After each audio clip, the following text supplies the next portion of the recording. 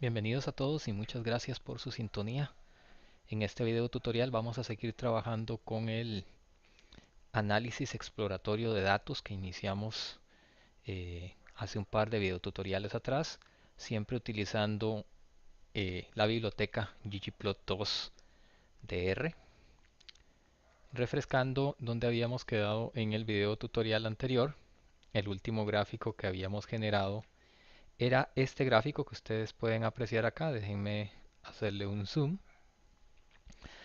Donde lo que teníamos en el eje Y era el nivel de agua en metros de cada uno de los sensores Howe, y lo que teníamos en el eje X, en el eje de las variables independientes, era el time lapse en minutos cada 10 minutos.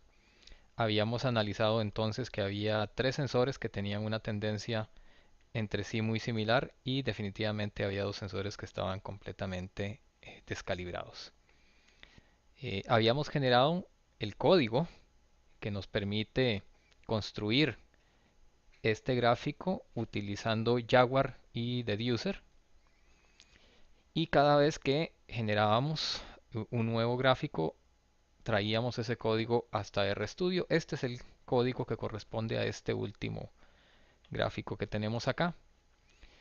Simplemente para refrescar la memoria, recuerden que la función principal en la biblioteca ggplot2 es precisamente la función ggplot.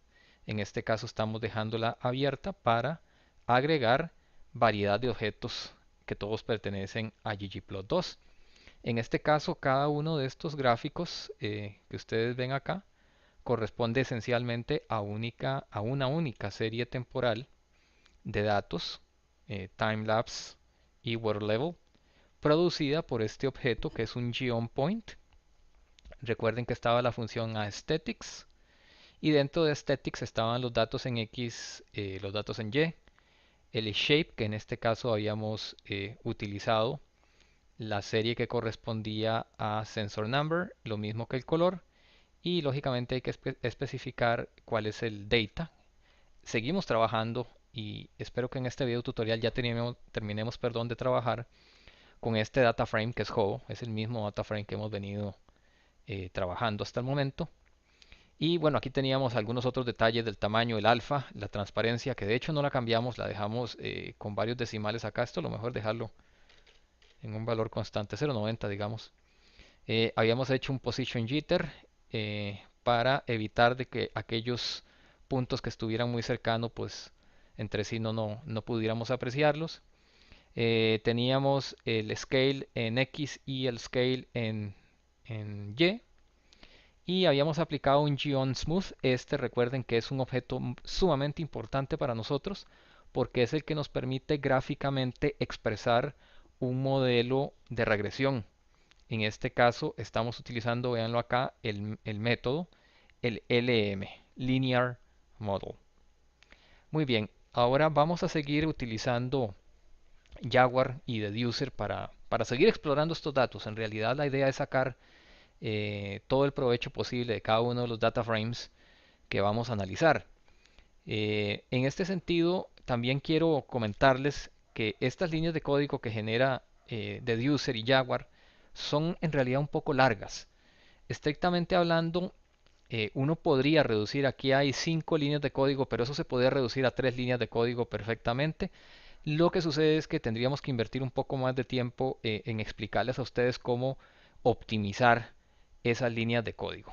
Tal vez en este momento no es lo prioritario, pero sí quiero que ustedes comprendan que de una u otra forma las líneas de secuencia de código que genera Jaguar sí son un poco extensas, tal vez innecesariamente extensas.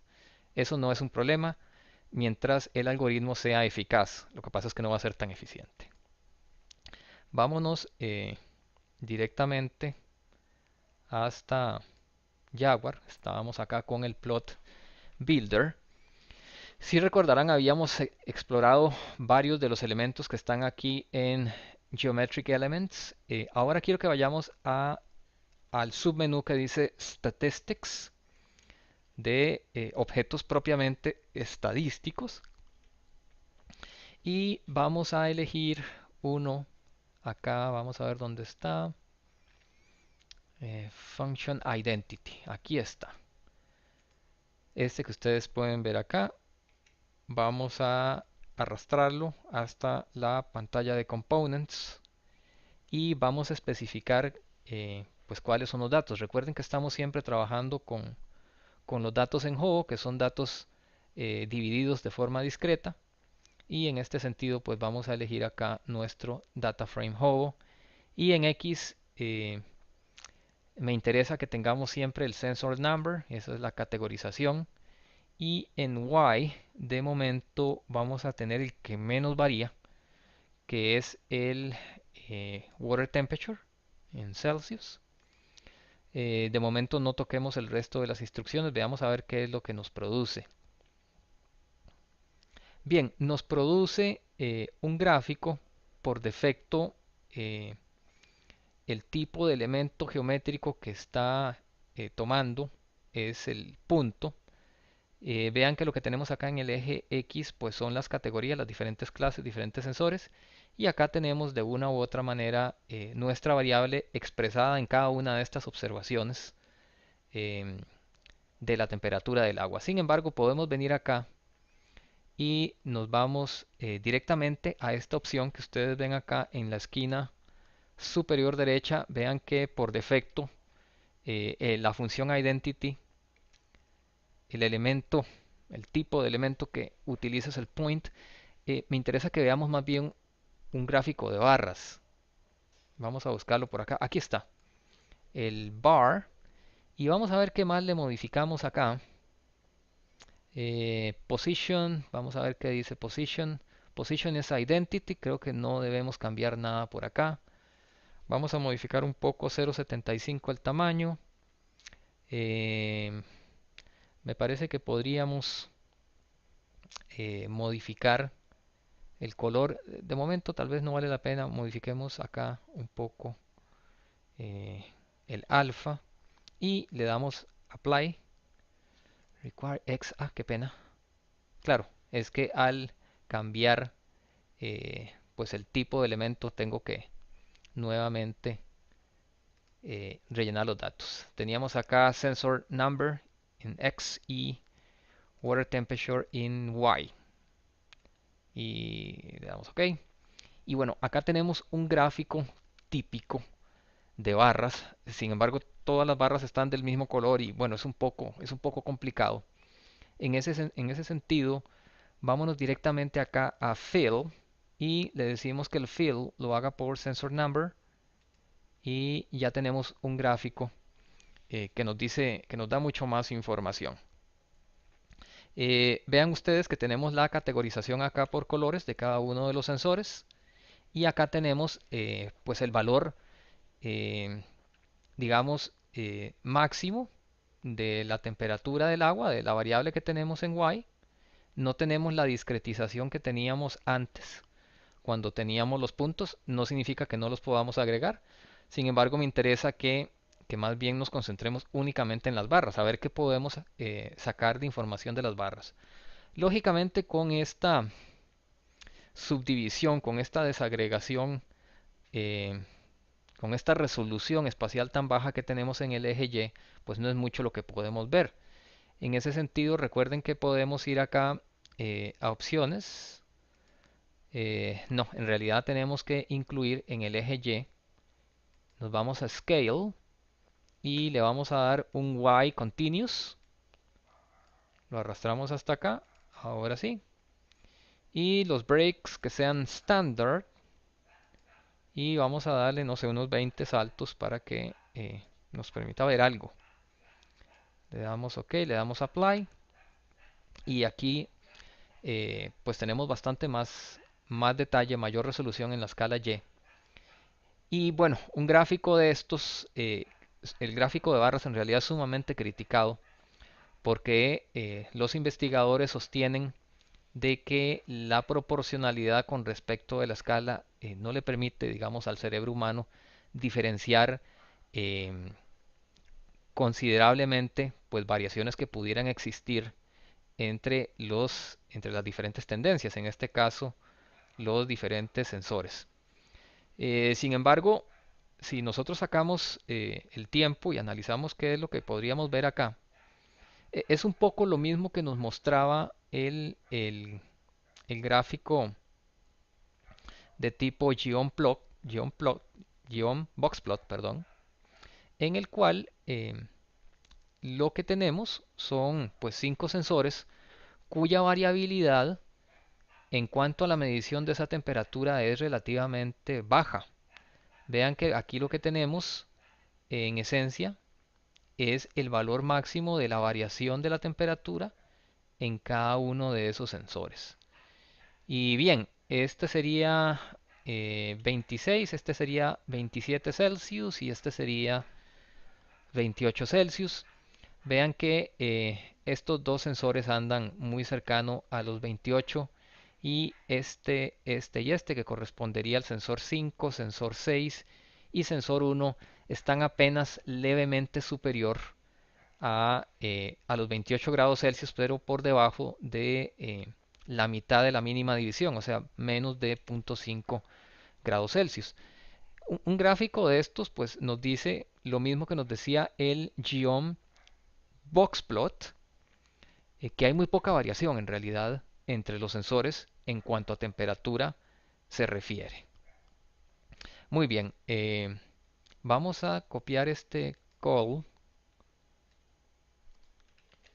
control copy, y lo llevamos acá hasta RStudio.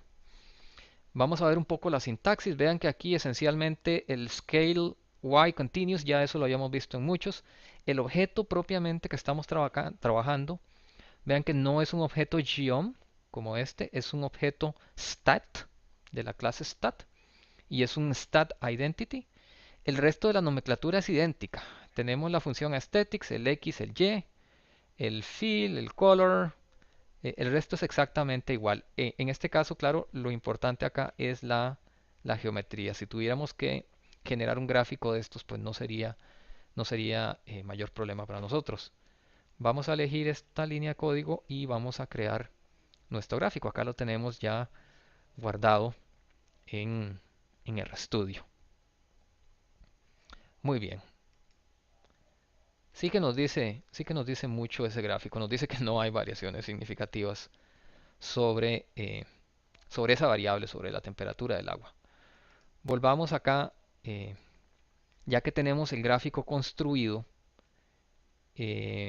vamos a volver acá, pero en vez de utilizar en Y el water temperature, vamos a utilizar el water level y aquí sí que deberíamos ver algo considerablemente diferente. Y aquí lo tenemos, lo mismo que nos decía el Geom Boxplot, en el cual nosotros tenemos 3 sensores, los cuales evidentemente están dentro de lo razonable en cuanto al fenómeno que estamos describiendo, que es en este caso water level, y tenemos dos cuyo comportamiento está completamente desviado.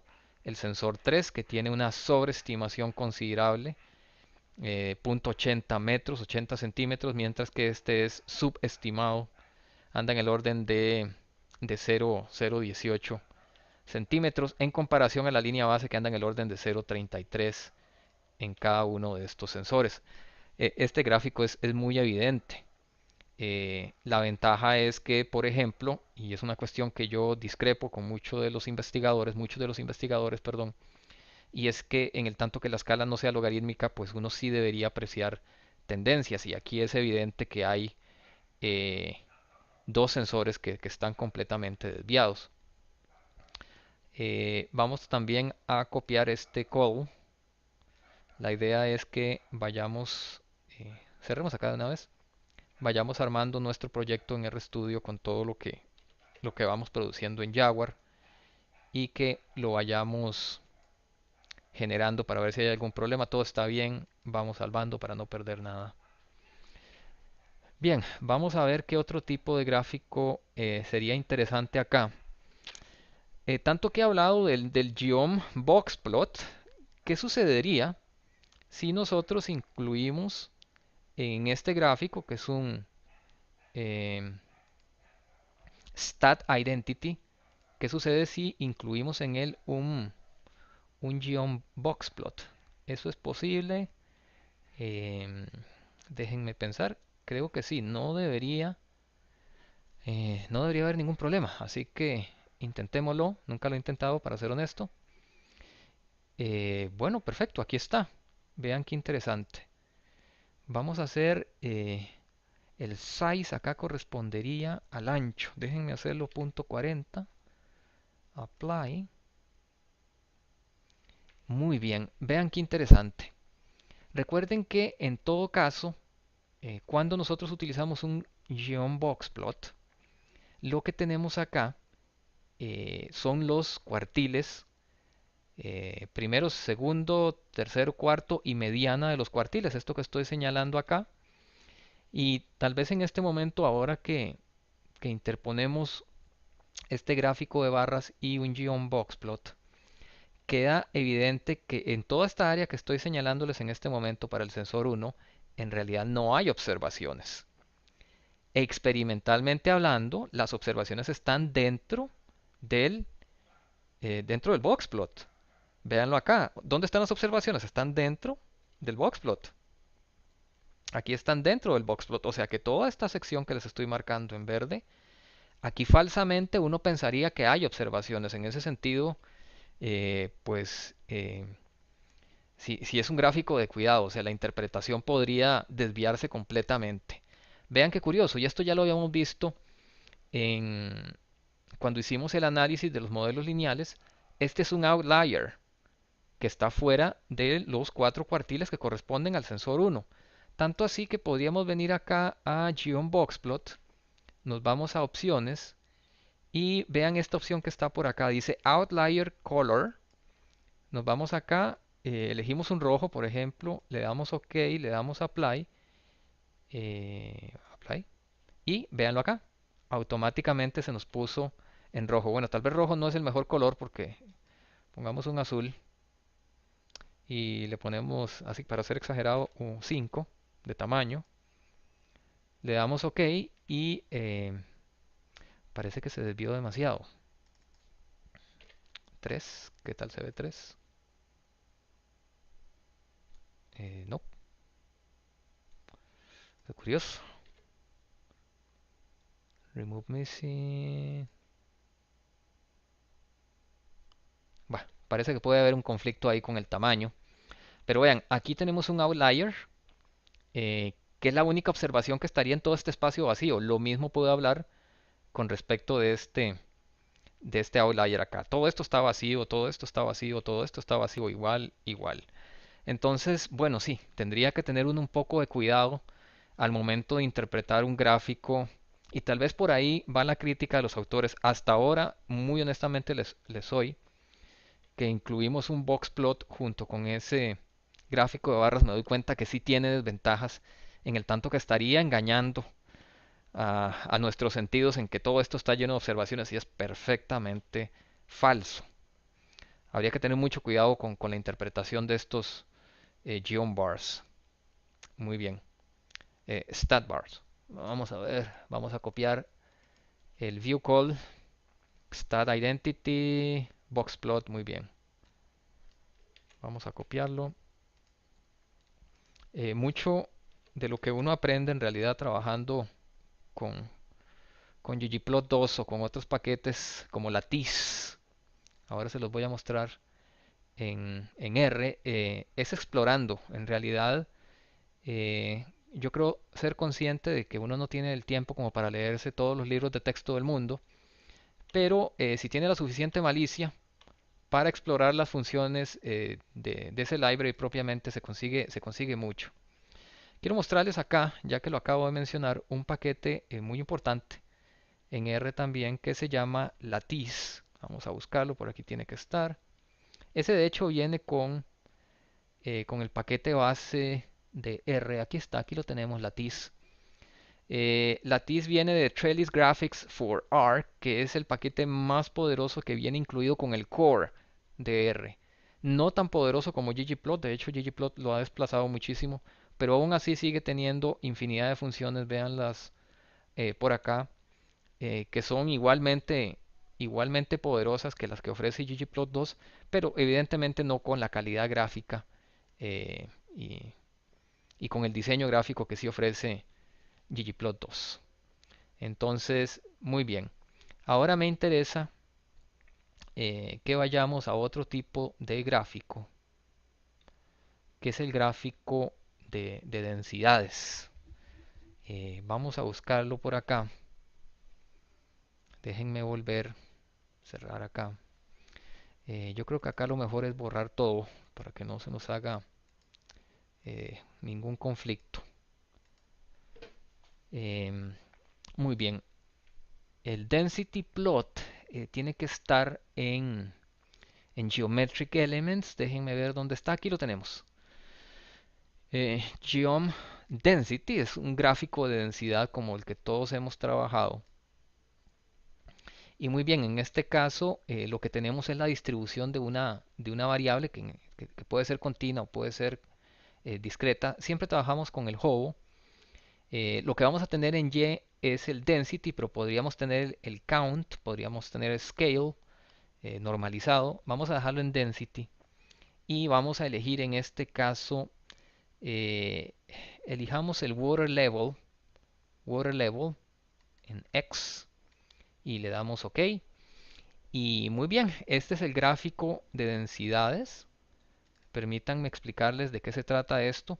Lo que tenemos en el eje X es nuestra variable continua, que es el water level.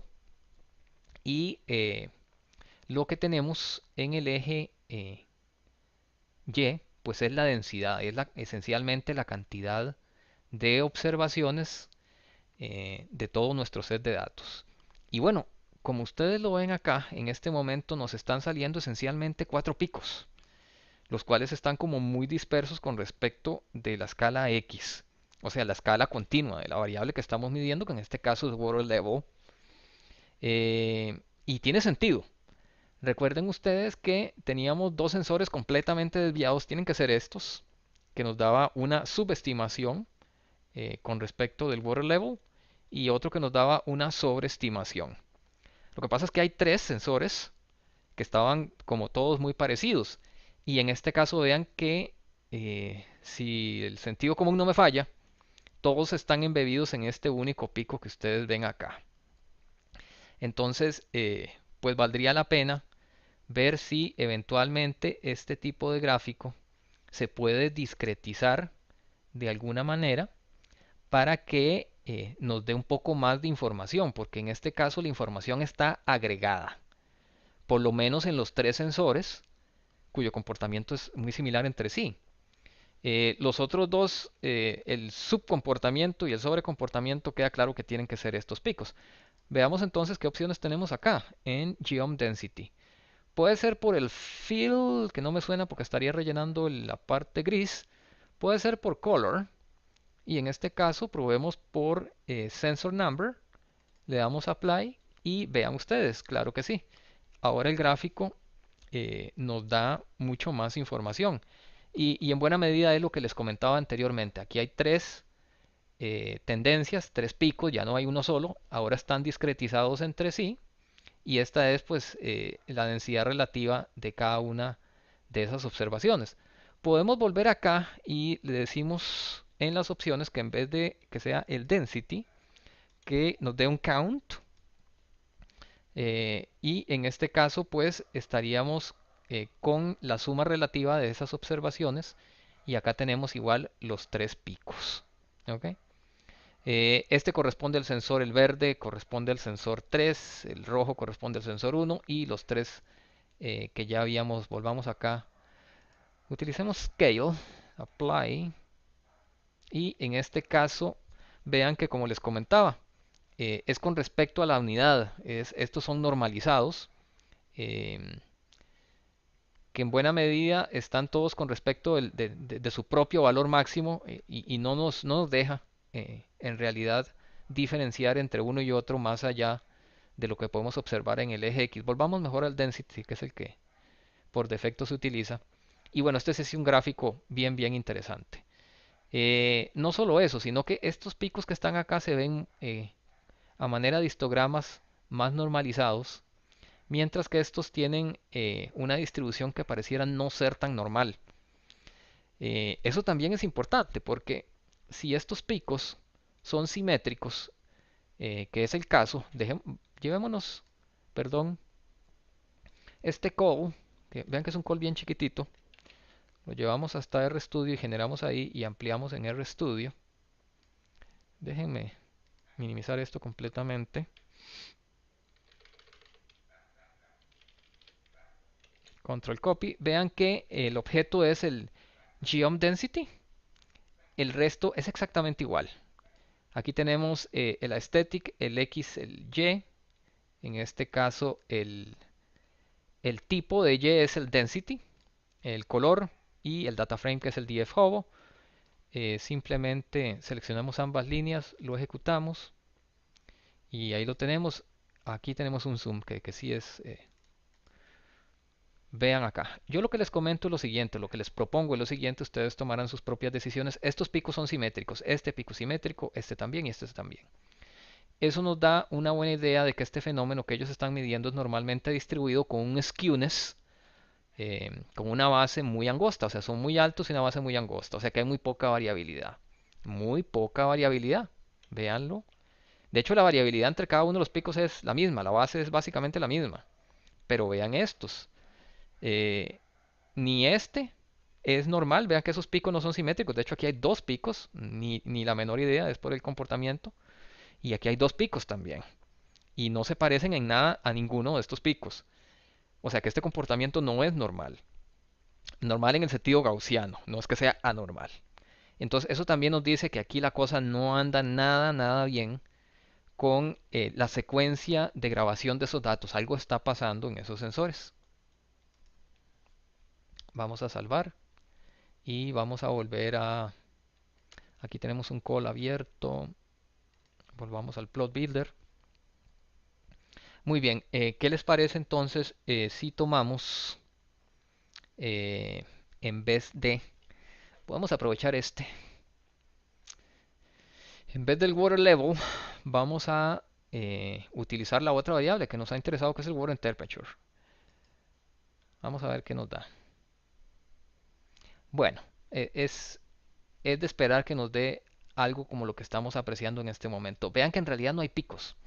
En realidad lo que tenemos es una distribución relativamente uniforme de esas observaciones.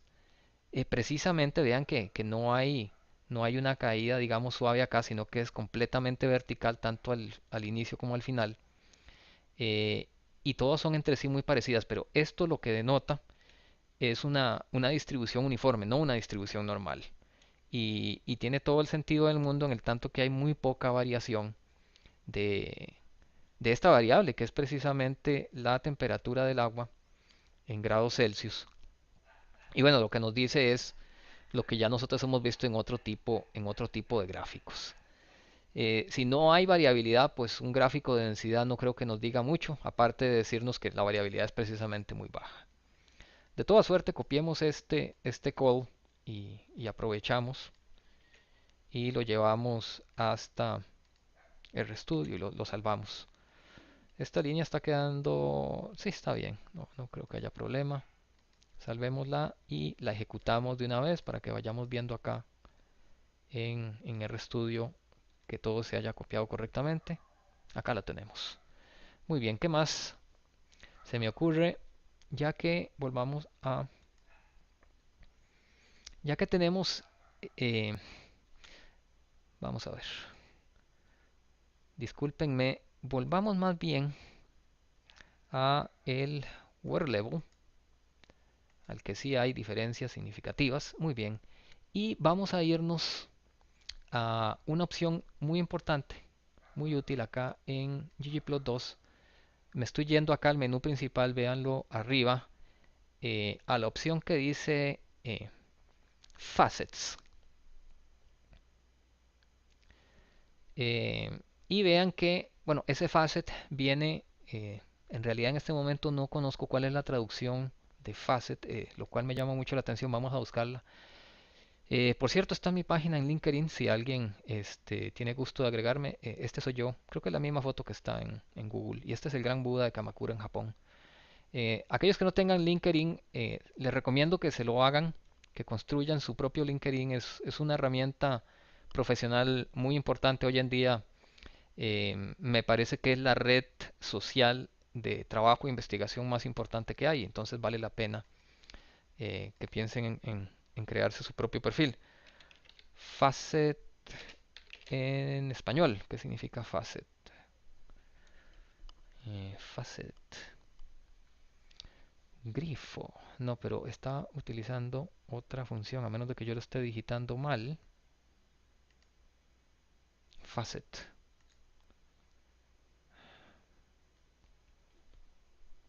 No.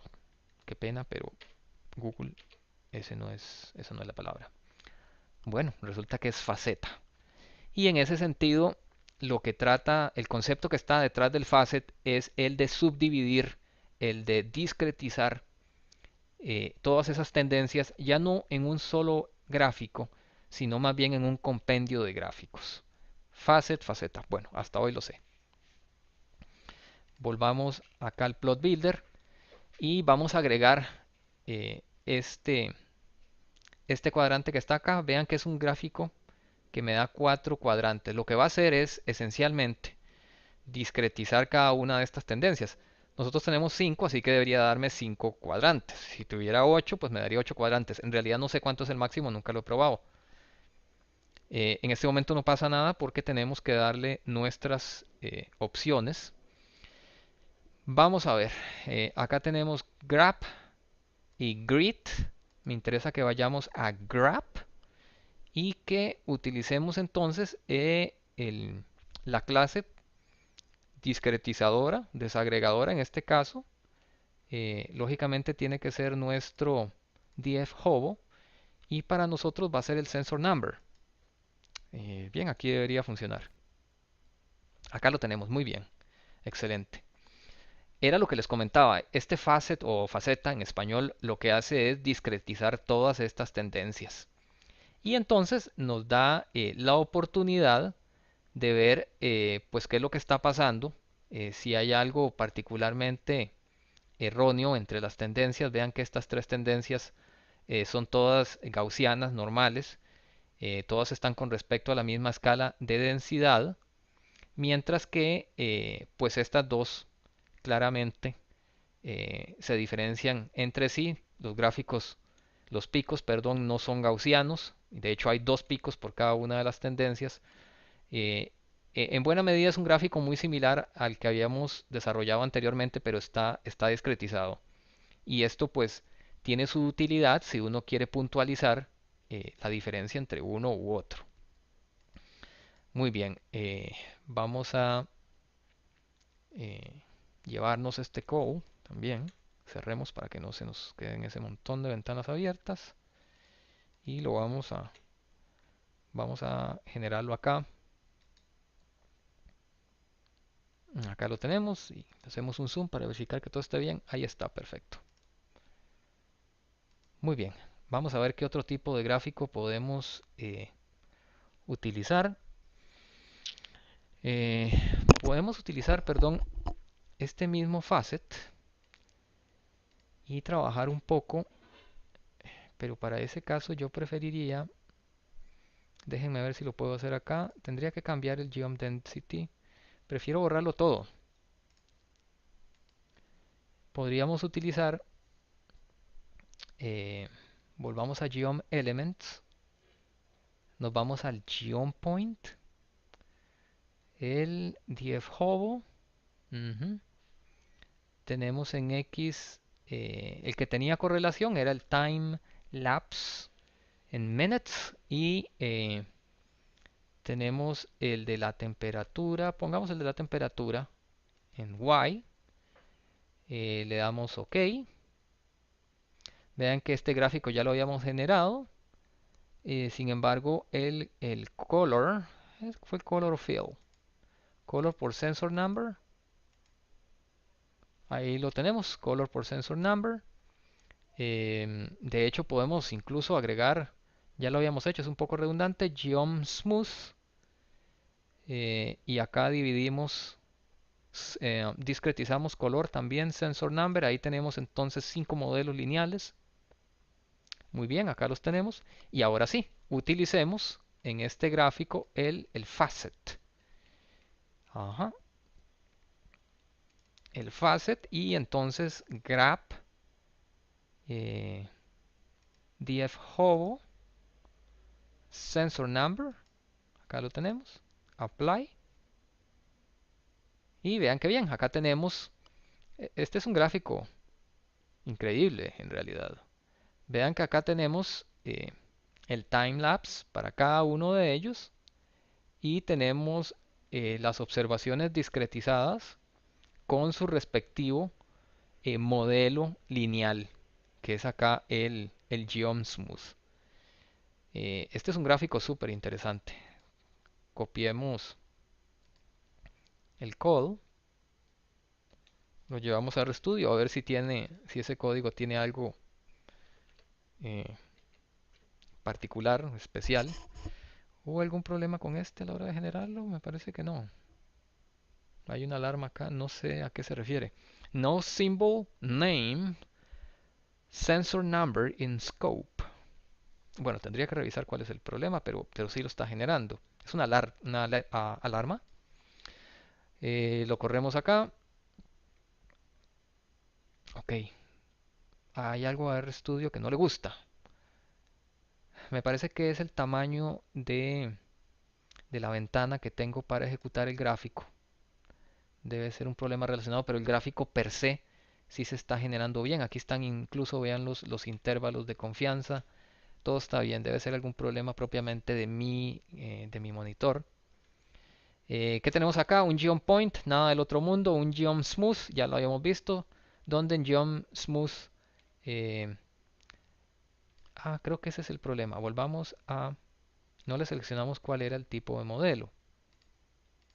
Eso era lo que les iba a decir. Geom Smooth, Options, Formula, Method, LM, Apply. Parece que todo se aplicó bien. Sí, aquí están los intervalos de confianza. Exactamente, creo que ese era parte del problema que no teníamos anteriormente. Todos estos son modelos lineales y sí, creo que eso estaba faltando. Vamos a el view call y vamos a sustituir la cadena que acabamos de generar acá en RStudio. Si ustedes no quieren este gráfico, pueden utilizar esta flechita, la que tiene la X en ese circulito rojo, y solo va a eliminar ese gráfico. Si ustedes utilizan la escoba, eh, pues borrarían todos los gráficos. Vamos a generarlo. Les decía John Point, John Smooth, y acá deberíamos de tener, acá ahí está, precisamente lo que nos estaba faltando, el method lm. Le damos correr. Vean que ya no nos tiró todo ese montón de errores. Era probablemente por la falta de ese modelo específico. No, no era un problema aparentemente con mi pantalla. Plot zoom. Acá lo tenemos. Aquí se aprecia muy bien cada uno de los intervalos de confianza de cada uno de esos modelos. Excelente. Bien, vamos a ver qué otro gráfico nos interesa por acá. Podríamos utilizar ese mismo gráfico, ya que lo tenemos ahí montado en Deducer. Y sencillamente acá es el Geom Point, es el determinante, es el primero, que no sea Water Temperature, sino que sea Water Level. Lógicamente ahí va a generar conflicto con todos los demás. Este Geom Smooth tiene que ser consecuente. Eh, sería Water Level as well. Ajá. Ahora sí, perfecto. Es un poco lo que habíamos visto ya en aquellos gráficos donde teníamos nuestros modelos lineales. Recuerden que lo que tenemos acá es la correlación, si es que existe, correlación entre tiempo y nivel de agua, time lapse en water level, Y lo que habíamos visto, igual que en los otros modelos, es que no, en realidad hay independencia. El nivel de agua no varía con respecto del tiempo. Y que recuerden, este modelo y este modelo reflejaban el valor este cercano observado de punto 33, mientras que este sensor y este sensor pues tenían sus tendencias claramente desviadas entre sí, y que aquí teníamos de hecho un outlier y que de aquí de hecho había una tendencia creciente, véanla acá, lo cual nos indica que el sensor está todavía más malo que cualquiera. Aquí hay una tendencia a la baja, o sea, una pendiente negativa, y aquí hay una pendiente positiva, y eso no puede ser. Vean que en estos casos en realidad no hay pendiente, lo cual nos indica también pues que esos sensores no andan nada bien.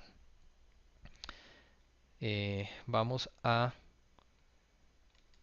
tomar este código y lo vamos a llevar hasta RStudio. Generamos. Muy bien, no hay ningún problema, salvamos. Excelente. Bien, hay otro gráfico eh, que podríamos analizar también, que es el gráfico de área. Vamos a ver si lo tenemos por acá. Cerremos. Déjenme ver si esto vale la pena. Eh, Vamos a ver, vamos a volver más bien al que sí tiene correlación, que es temperatura. Temperatura con respecto al tiempo, sí. Le damos Apply. Temperatura con respecto del tiempo. Muy bien. Temperature, ajá. Les recuerdo que esa relación pues no puede ser infinita. Le damos OK. Y acá tiene que haber un gráfico que es el de área, que es geométrico. Aquí está, el Geom Area. Vamos a llevarlo acá. Y vean que lo que nos hace es, pues básicamente cubrir un área con respecto de la vertical en su extensión en la horizontal. O sea, lo que nos estaría dando es el área bajo la curva. Este es un gráfico que tiene utilidad, pero probablemente en este tipo de datos no. Vamos a irnos acá a las opciones y le vamos a decir que el color sea por sensor number para que podamos ver algo. Le damos OK. No, no nos funciona. Déjenme volver, no es el color, es el fill. Vamos a irnos acá, fill, sensor number. Muy bien, ahora sí. Y le damos a esto un alfa porque si no, no vamos a ver nada. Aquí lo vemos. Este es un gráfico que sería eventualmente importante si nosotros estuviéramos midiendo otro tipo de variables. ¿Por qué se los digo? Porque el área bajo la curva representa la unión de los dos sistemas de unidades en los cuales nosotros estamos trabajando, que sería tiempo contra temperatura. O sea, las unidades bajo el área de esta curva sería Celsius por minutos. Y eso, estrictamente hablando, no tiene mayor sentido. Tendría sentido si el producto del área bajo la curva nos diera unidades, por ejemplo, de volumen, como en el caso de metros cúbicos, o en el caso de litros, o en el caso de galones. Este tipo de gráficos, para ser utilizados, por ejemplo, en hidrología, son muy útiles, porque esta área bajo la curva representaría una dimensión per se, con un sistema de unidades per se, que en el caso de hidrología son metros cúbicos por segundo. O sea que representaría la cantidad de masa que entró o salió del sistema, dependiendo de dónde esté el punto en el volumen de control, expresado como litros. En el laboratorio de mecánica de fluidos, laboratorio de hidráulica, con otro tipo de datos, este gráfico nos podría ser muy útil, pero en este momento no nos dice nada. Físicamente esas unidades no tienen sentido. Sin embargo, se ve muy bien y la idea es mostrarles a ustedes que existe y que podríamos utilizarlo con otro tipo de unidades. Tanto es así que copiémoslo de todas formas. Veamos a ver qué hay de particular en ese código. Es un geom point, nada del otro mundo, geom smooth, facet graph, ya lo vimos, y este es un geom area, que a la larga, aquí está el static, x, y, el field, en este caso no el color, perdón, es el sensor number, data hobo, el alfa, yo voy a darle punto .20 para dejarlo valor entero, y acá lo tenemos. Muy bien, vamos a salvarlo. Eh, Hay otro tipo de gráficos que creo que con este set de datos no es mucho lo que podemos ganar. Si hay uno, creo que es el último que vamos a trabajar con este set de datos, eh, con el Hobo, el set de datos Hobo, que ha sido en realidad muy útil. Pero para ese caso prefiero borrar todo lo que tenemos acá. Para mí, uno de los gráficos más importantes que existen, y por el cual yo iniciaría, si tengo que darles un consejo hoy por hoy en la exploración de datos, que por lo menos son datos continuos, y me atrevo a pensar que, bueno, en el laboratorio nuestro de mecánica de fluidos hidráulica son todos datos continuos. Me imagino que en los otros laboratorios de física, química, ciencias de los materiales, la mayoría son datos continuos. Y en ese caso, los dos tipos de gráficos geométricos más importantes definitivamente es el box plot, perdón, y el geom point. Ya con solo esos dos gráficos a uno le permite explorar lo suficiente perdón, para utilizar pues otro tipo de gráfico exploratorio.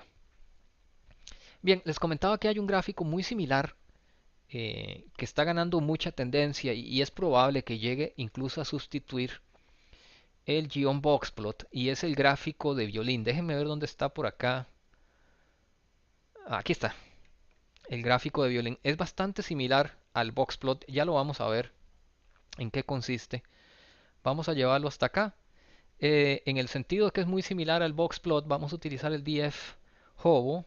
Vamos a discretizar en X con respecto al sensor number y acá nos vamos a ir con respecto de la temperatura, que es el que menos varía.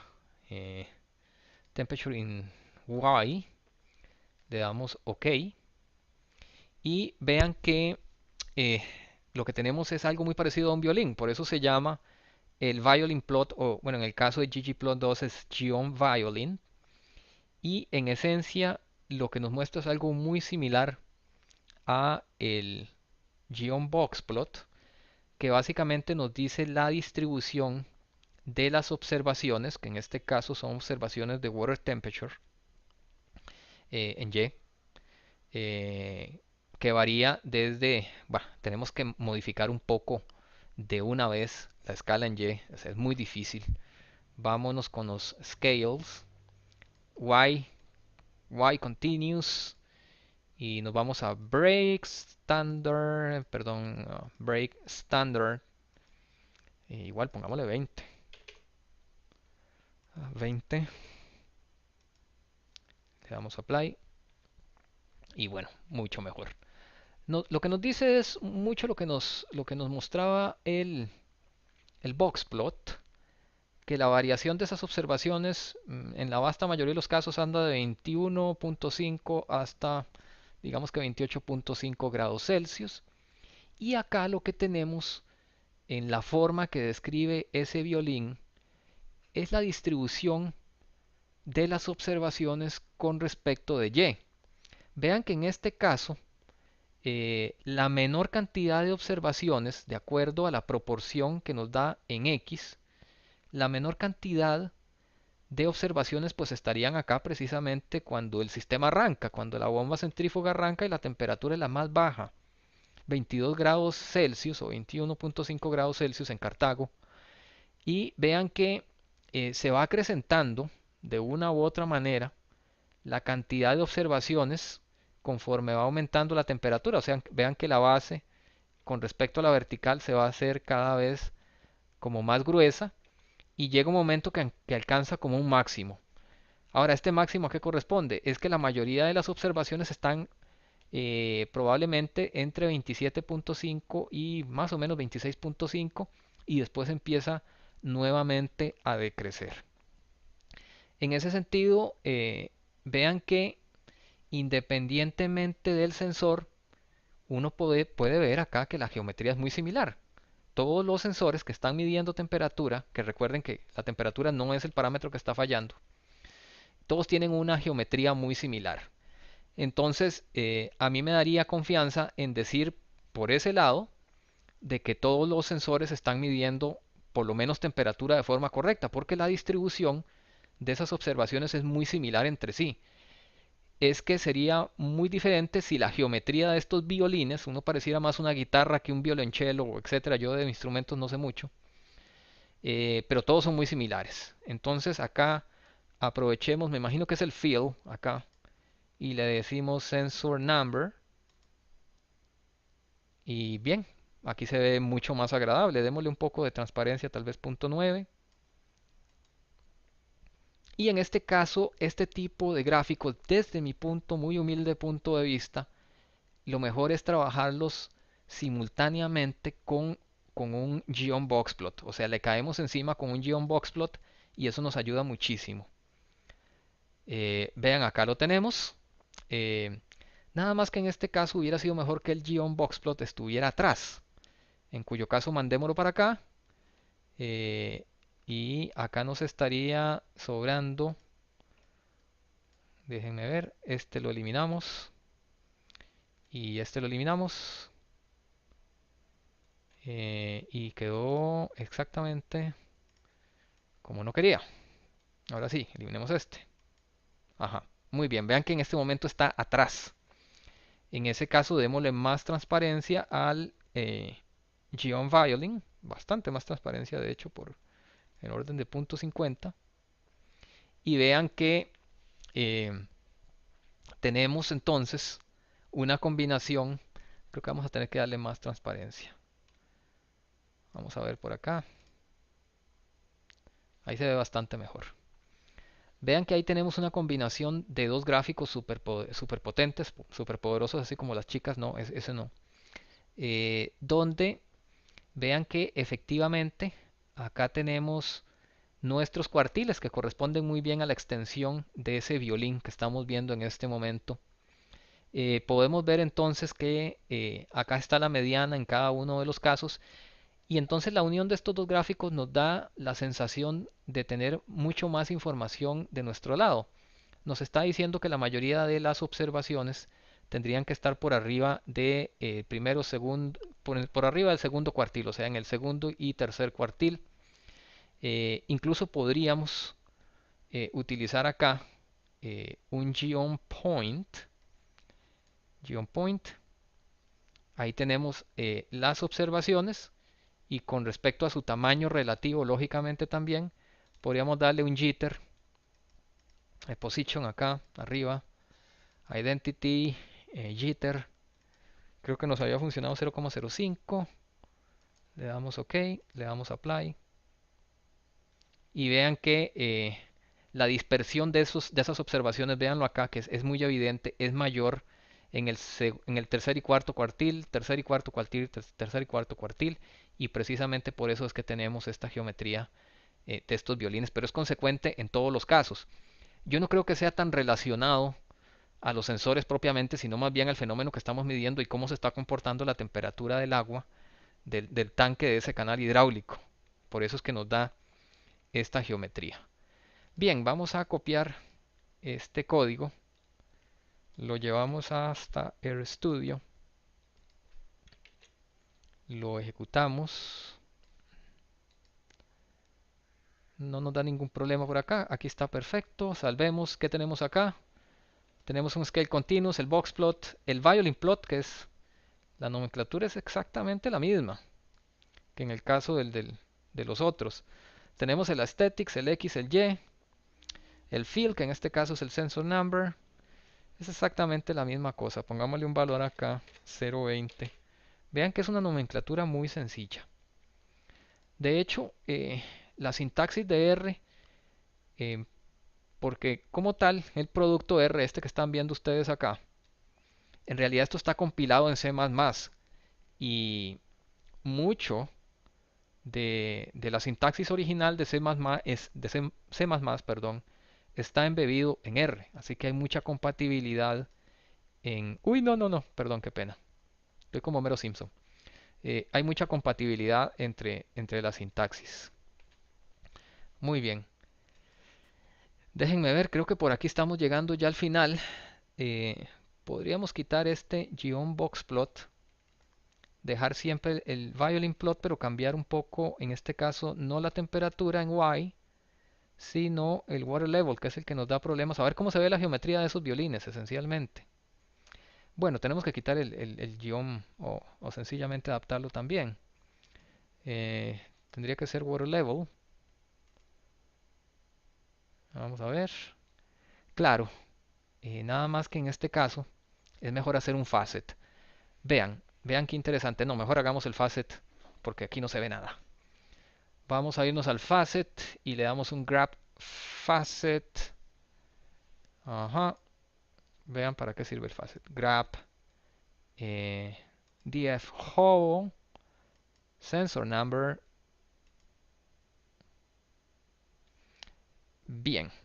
Aquí tendríamos que trabajar un poco con la escala, pero creo que sí se aprecia lo que estamos tratando de demostrar. Vean qué diferente que es la geometría de este violin plot y de este violin plot acá con respecto de estos tres que son entre sí muy similares, por lo menos en lo que logramos ver aquí la escala. Vean que son completamente diferentes las geometrías y en ese caso, si estas tres geometrías son muy similares, y bueno, es que aquí el problema es precisamente la escala que está variando muchísimo. Tendríamos que hacerlo logarítmico para poder ver algo, pero también nos alteraría la geometría. Bueno, es parte de lo que tratamos de ver. Esta geometría y esta geometría son muy diferentes a las de violín que acabamos de ver o que corresponden a estos tres sensores que están en lo correcto. Bien, vamos a copiar este call, view call, y lo vamos a llevar a RStudio. Lo ejecutamos.